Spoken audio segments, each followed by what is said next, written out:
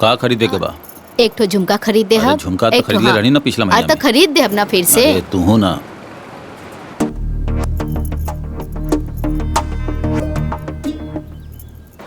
Hello.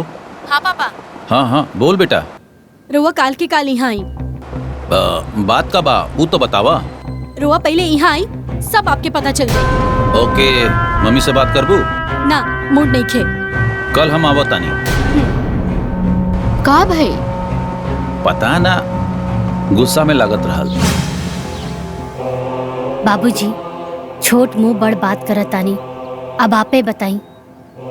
का रउआ अपन बेटी के दहेज ई खातिर देले बानी कि वो हमनी के नीचा दिखावे,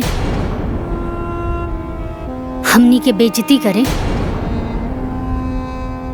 हाँ समधे जी, का समधिन जी रहुआ माई बाप के ऐसे ही नौकर नौकरानी बना के रख ले रही? ना ये तो बिल्कुल गलत बात। पापा रोवा के हम एजा बोलेले बानी कि ई लोग। तू बोलैले बाड़ू। हाँ तो हमार सुनी ना। हाँ बोला।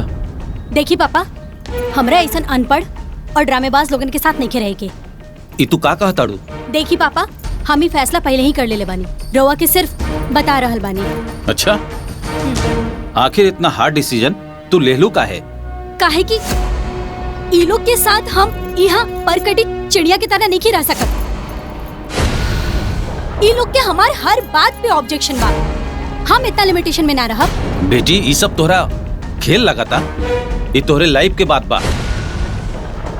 डोंट वरी पापा, ये लोगन से सारा दहेज के पैसा और सामान हम वापस ले ले। ममता आर यू मैड?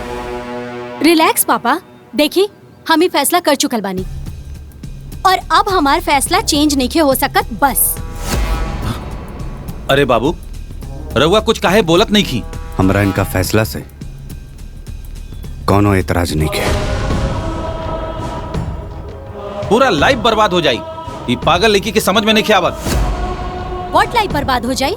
हाँ व्हाट लाइफ बर्बाद हो जाई पापा? यहाँ रह के भी कोनो आबाद नहीं खे। बस 1 महीना के बाद बा ये लोगन के एहसान उतारे के बाद, और 1 महीना के बाद रउआ बस गाड़ी लेके आ जाइहा।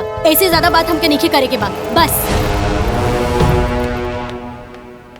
रउआ लोग हमरा के माफ कर दी, हम बहुत शर्मिंदा बानी।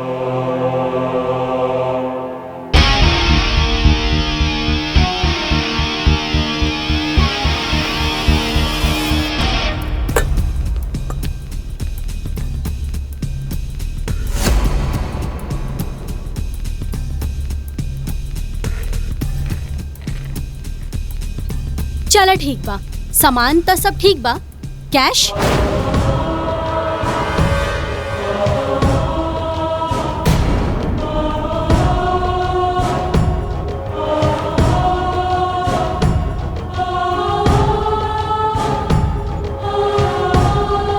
कौनो भी फैसला करे से पहले 10 बार सोच ला, ताकि तोरा के बाद में पछतावे के ना पड़ी। Whatever.